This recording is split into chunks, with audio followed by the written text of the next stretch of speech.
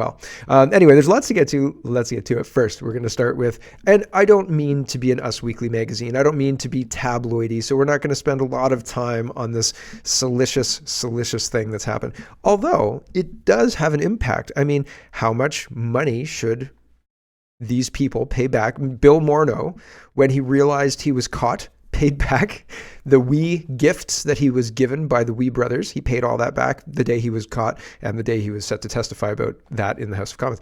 So you would think that when these people get caught spending money that they shouldn't be spending, maybe they'd have to pay back. I don't know. But here is Dean, and he's highlighting this National Post article. The National Post article says, Sophie Gregory Trudeau repartnered with an Ottawa doctor his ex-wife claims in a divorce petition. So now we know why this whole we're divorced, actually. Haha, just kidding about that whole relationship that is obviously not actually happening anymore. We're divorced. The reason it came out is because some third party that they couldn't control was releasing legal documents that Sophie was mentioned in, a high-profile person who led to security risks for their children, right? So that's very interesting. And so Dean says Sophie Trudeau was sleeping around with a married man while married herself. Now, I think they've been separated for a while, but then begs the question, why is she living in Harrington Lake, right? Back to this. Quote, according to the allegations in a divorce claim against an Ottawa surgeon by the time the Prime Minister's breakup became international news, Sophie Gregory Trudeau was already in another relationship. Dun, dun, dun. In the divorce petition filed April 26th, 2023, says the National Post, Anna Redmona alleges that her former spouse, Dr. Marcus Vitali, has repartnered seems like a very sanitary term, like MAID, right? Or fentanyl overdose. Anyway, repartnered with a high-profile individual who attracts significant media attention and presents significant security considerations. That's not great. So the divorce was made final by this person in April. And in that April filing, she had alleged that this was all old enough that Sophie Gregory had been in a relationship and moved on. And then here's March 2023 when Justin and Soph were hanging out with the Bidens, right? Joe and Jill, I think it's Joe Biden. Naya says, here's a lovely photo from March 23 when Sophie was living with another man, but Justin had her come for the paparazzi rather than be honest with Canadians. Now, didn't Kian call him a cuck or something to that effect? And Justin Trudeau got really mad about that, but technically Kian was right. Maybe that's why he got mad about that. I don't know. Technically, sir. How do you know? I'm so mad. Here is moving even March, April, May. Justin Trudeau and Sophie Trudeau I remember that they recycled this picture, but it's got Justin in the driver's seat holding hands with Sophie in the passenger seat, and they're driving down a roadway somewhere, and it says, every mile of the journey together is an adventure. I love you, Soph. Happy anniversary. This is May 28th, but they're not together, and she's living with somebody else, maybe? Not at Harrington Lake, presumably living somewhere else.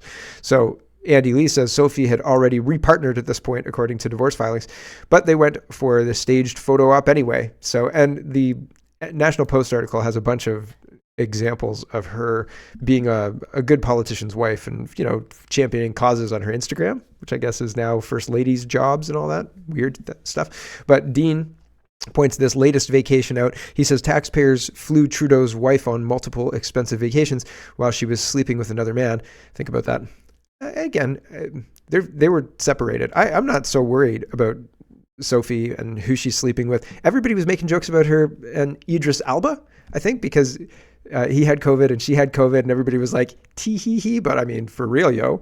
So it's one of those things where the issue I have is not who she's banging and when she was banging them. I really don't care.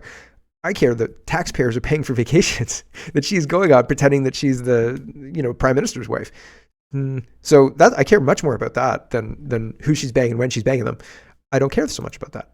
And trying to make it about like Us Weekly tabloidy is not something I care about as much as these people exploited Canadian tax dollars to take vacations while lying to us about their marital status, right? Like, is it the taxpayers' responsibility to pay for prime ministers' wives to go on vacations? How much did we pay? Is there security detail being paid for by us now? Why? What are the rules around a divorced partner, right? And they say, oh, we're co-parenting our kids, right? Does that give you a different legal classification for security purposes? I don't know. Here is the Justice Center. Let's move on. Justice Center for Constitutional Freedoms, and they say, this is a sad moment for science and for our charter right to bodily autonomy. In Brian Peckford's constitutional challenge for federal vaccine mandates, government officials admitted under oath that there is no medical or scientific basis for vaccine passports.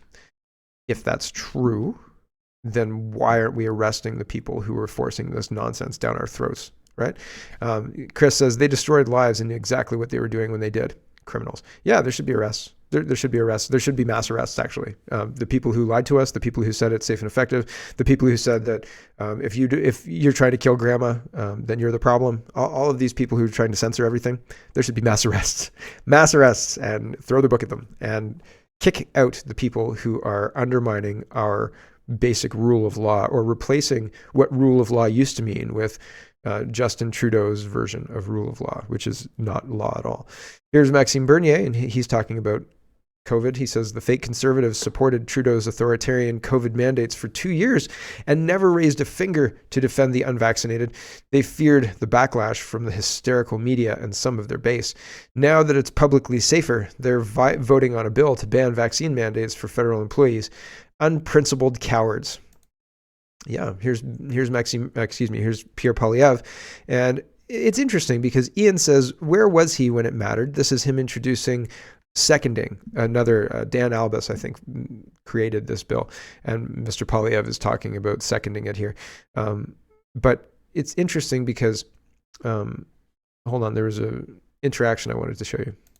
Here's the argument. Make Canada normal again. Says he would have been removed from the party and wouldn't be the leader today. Better late than never.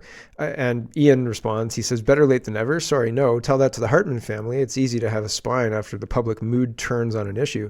This is what happens with zero principles. Courage only appears when the internal polling says it's favorable. And yeah, there's a bit of a point in that. It's concerning that it was obvious this was a violation. Vaccine mandates, all of the rest of it. And Mr. Poilievre was right in there like a dirty shirt, right? And now that it's publicly acceptable to be against it, he's against it. But the other part is, he knows this bill is not going to get through. So some people are saying that it's kind of, he's not actually trying. He's just signaling that he might try, right? And because he knows that this actually can't change anything, so why not bring it up? It plays to the base well. So I think that's a little bit, I don't know, fatalistic. But at the same time, I agree that we've been lied to by every single politician who has been in power. And Mr. Poilievre chooses his words very, very carefully in order to justify the things that I think he's going to do. 15 minute cities being the biggest one. Here is, and he's going to sell it like he's building houses. He's building houses. He's a builder, but he's going to be building 15-minute cities. Here's Pierre Poilievre. He had the temerity to go on television about 3 months ago and claim he had never forced anyone to get vaccinated, that he claims that it should be a matter of personal choice. He wanted us all to forget the way he divided and insulted and name-called millions of people right across this country, patriotic, law-abiding, decent people. So if he really believes he never forced mandates on anyone, surely he'll be happy to vote for this bill to ensure that those mandates don't apply anymore and will never be reimposed again. They did not vote for the bill. So there you go. Here is just further news that what they did was terribly wrong from New York this time. Fox News is reporting New York Supreme Court reinstates all employees fired for being unvaccinated, orders back pay. State Supreme Court found being vaccinated does not stop the spread of COVID-19. All of the people who lied to us need to face consequences. And the consequences should be as laid out in the law. They lied to their constituents. They knew they were lying. And we should find out why. Who told them to lie? Were they paid to lie? Were there kickbacks? I'm interested at every single level. Here's Larry Brock. Speaking of criminality, speaking of going after the prime minister, Larry Brock is taking off the gloves, and then he took off the gloves again. He's like, I'm going to be as bare knuckle as I can possibly be. Here is what he's saying as of yesterday, 4:35 p.m., October 25th. He says some of the criminal activity at play for the $54 million ArriveCan app, identity theft, fraudulent resumes, fraudulent billing, forgery, collusion, impersonation, Impersonization. Yeah. I'm impersonating you. Impersonation. The Trudeau Liberals are corrupt to the core. Here's Larry Brock talking about it. And he was a prosecutor, and apparently he's prosecuted murder trials. So if you're a real crime person or whatever, this is a taste of, courtroom drama. But he's like a dog with a bone, and he believes himself to be in the right. He believes himself to be going after the bad guy. And I don't disagree. I'm just saying the reason he's so confident, the reason he's like a bulldog here is because it's pretty plain to him who's right and who's wrong. So here we go. I want to know why you, as the president of a very significantly large government agency, was not notified by your insubordinates, one of them being Antonio Utano, about an allegation of not only wrongdoing, but potential criminality involving identity theft, fraudulent resumes, forgery, fraudulent billing, collusion, impersonation. How is it, sir, that you as a president would not be notified of a potential criminal investigation? Surely that complaint went to your legal department. Are you saying that there is no chain of command, that situations like this, as serious as it is, does not get reported to the president? I have no recollection, and the agency has told me this matter was not brought to my attention during my tenure as president. It's rather convenient, though, that you did, as an agency, report this to the RCMP when the proverbial you-know-what hit the fan, when everyone was talking about this $54 million price tag. So I guess you appreciate, with the little time that I have left, you can truly appreciate, given the lack of clarity from you and Ms. O'Gorman, why the RCMP is investigating this matter. You appreciate that now, don't you? I understand the significance of the allegations, and if it had been raised to me, then I would have done the same thing as Ms. O'Gorman. I would have done an investigation, and if need so, I would have referred it to the RCMP. But it was not. It's convenient, right? Oh, that wasn't brought to my attention during my tenure. I'm not sure exactly what you're talking about. Who could possibly know? Justin Trudeau, not talking about ArriveCan or anything to that effect, but him and Pierre Poilievre, actually he is talking about the ArriveCan app here, and he accuses Pierre Poilievre of wearing a tinfoil hat. Here we go. He accuses me of distracting. The question was about the criminal investigation into the ArriveCan app. And what does he do? He tries once again to divide Canadians in order to distract from the costs and corruption that he has imposed upon them. So I asked a very simple question. We now know that a program he created is under criminal investigation.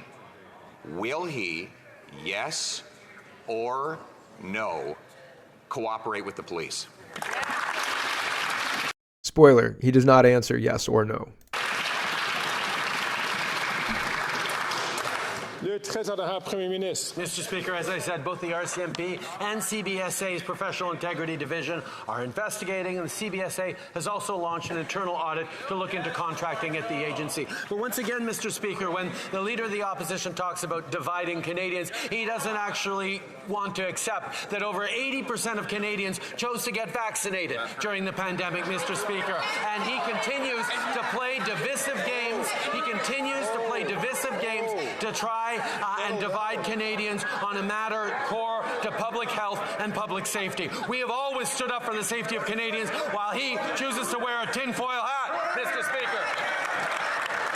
So it's interesting. It's been a while since I've seen a good Liberal tap dance, right? So Pierre Poilievre laid it out. Yes or no? Yes or no? Will you cooperate with the police investigation? Yes or no? Is Sophie sleeping with a doctor? And not. And instead of answering yes or no, he instead does the Liberal tap dance and then works in tinfoil hat. Tinfoil hat. Holy smoke, right? Everybody who doesn't see things Justin Trudeau's way is crazy. Tinfoil hat level crazy. I don't think so. I'm certainly not on board with that.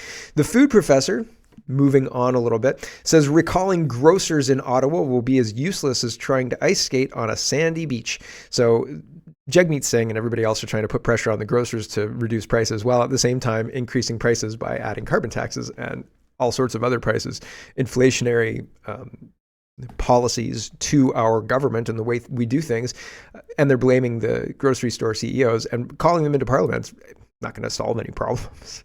Certainly not. But they keep doubling and tripling down on that. I'll talk about Jagmeet Singh in just a minute as well. Scott Moe completed a throne speech. He says the Western Standard says Saskatchewan throne speech focuses on affordability, jobs, protecting Saskatchewan from Trudeau. For full story, click on the photo. So there you go, Western Standard News. But it's interesting that, life moves on. The premiers, et cetera, are still going through elections, et cetera. And nobody's wondering why we're not doing any kind of accountability. I can't believe that we've had elections where lockdown mandates weren't a cornerstone of the conversation because the news said mandates are good. Mandates aren't good. Vaccine mandates, lockdowns, these things aren't good. They didn't do good things. They did bad things economically, to people's mental health, all sorts of things. And instead of having a robust conversation to try and solve the problem and never let that happen again, we've just kind of papered over it and pretended like that didn't happen. Everybody lost their minds a little bit. And now we've regained our minds, and we're just going to keep governing just the same way we have been, tweeting and all the rest of it. No changes. Everything's just fine. We'll send Israel money and we'll send Palestine money. Sure, it's all your money, so it doesn't matter. But they don't want any kind of changes. They want us to continue sleepwalking. And if we kind of stir, they're like, ooh, go to sleep, just so they can keep stealing our money, our tax dollars, our productivity that we hand over for roads, but that they send to Ukraine or Israel or Palestine or somewhere else, their buddies, to then get laundered back to them. Right?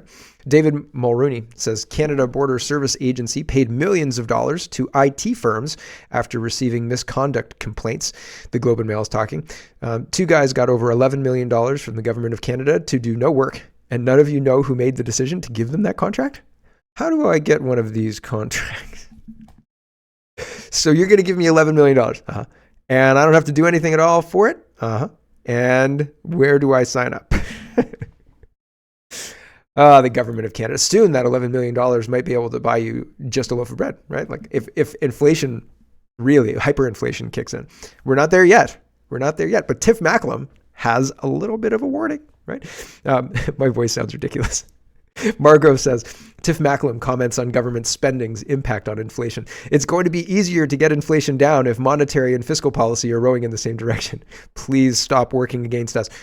The government is working against us, and they're working against their own institutions as well, right? So here's the Bank of Canada, Tiff. Who looks at their kid and they're like, Tiff? I mean, boy, Tiff. Government spending is growing at 2% or less.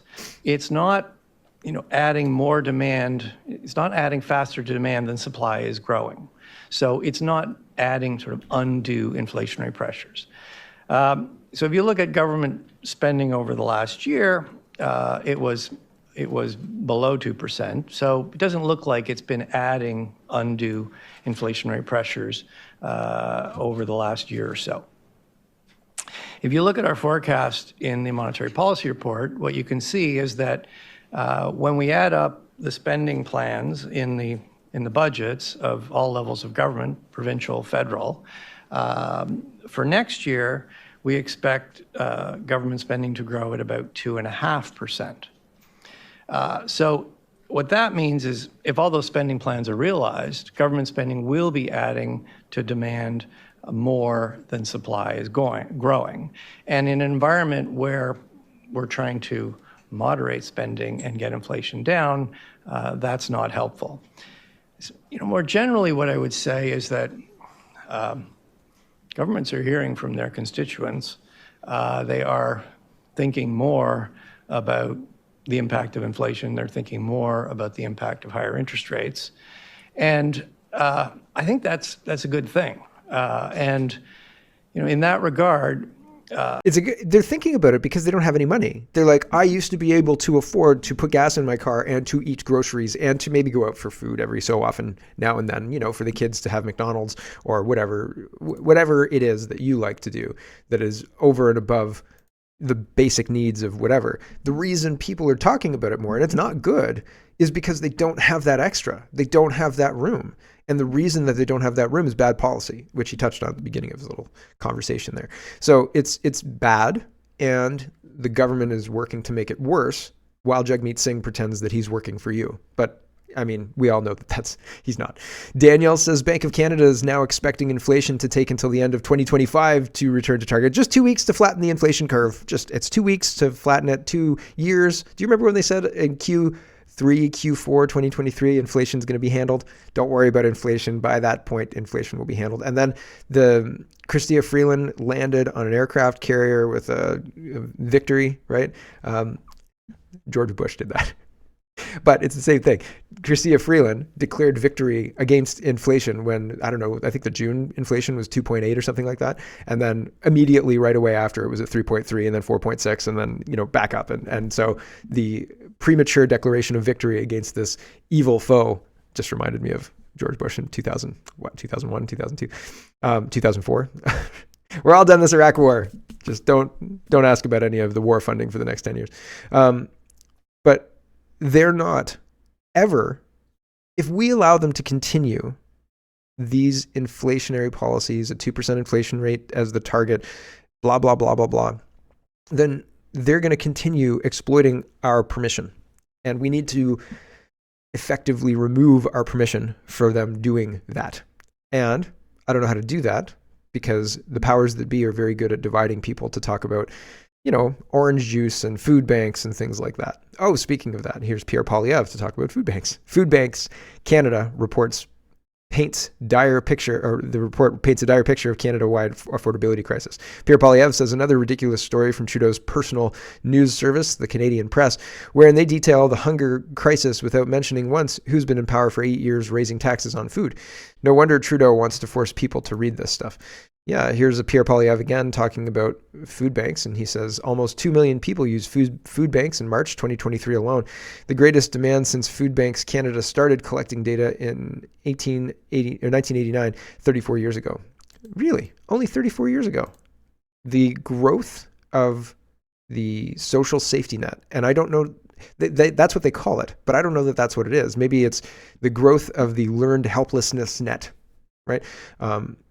Has been exponential since 1989. Before that, what kind of supports did people have? And in the 50s and 60s, there were mental health hospitals that got shut down. So there was asylums and things like that. So people who had different mental health issues would be put into there. And they were not perfect. I'm not going to say they were perfect or anything to that effect, but it seemed like we had a system for dealing with people who were outside of the regular everyday norm, and we had a system that prioritized taking care of them, although some people would make an argument that it was exploiting them, but I don't know. And we got rid of them because people were convinced that it was exploiting them. People were convinced that it was bad. So at before 1989, there were social supports, and there were supports for people who needed, mental health help.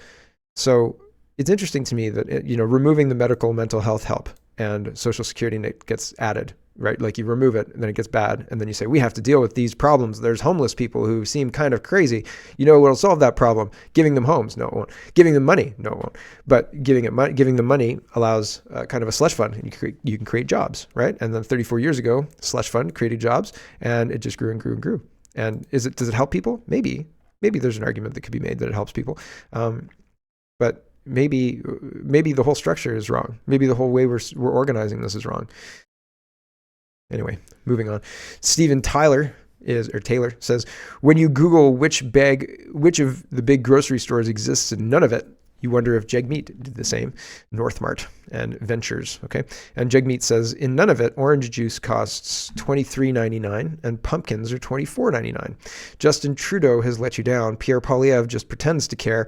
When push comes to shove, both are taking the side of CEOs. And I don't really care to read the rest of Jagmeet's tweet, but it's kind of funny that he's exploiting the price of groceries and housing and none of it to say that the liberals and conservatives are taking advantage of you or not working for you. Meanwhile, he's propping up the liberals who are trying to censor free speech and do all sorts of crazy stuff that doesn't have anything to do with helping people, have immigration levels that negatively impact housing. And he's saying, oh, the conservatives aren't building enough houses. Building houses is not going to solve this problem. Building houses is a bullshit stall tactic, like 2 weeks to flatten the curve. They're not going to build enough houses to meet the demand created by their immigration, and we should remove them from power. Hello, everyone. Thanks very much for watching. This is just a short version of a longer show. If you'd like to get the whole show, you can go over to CanadaPoly.com and sign up for a subscription. Just look in the drop-down tab for Shop and Donate and look for subscriptions, and you'll get immediate access to the full show. Love to see you. Thanks for watching, everybody. Have a wonderful, wonderful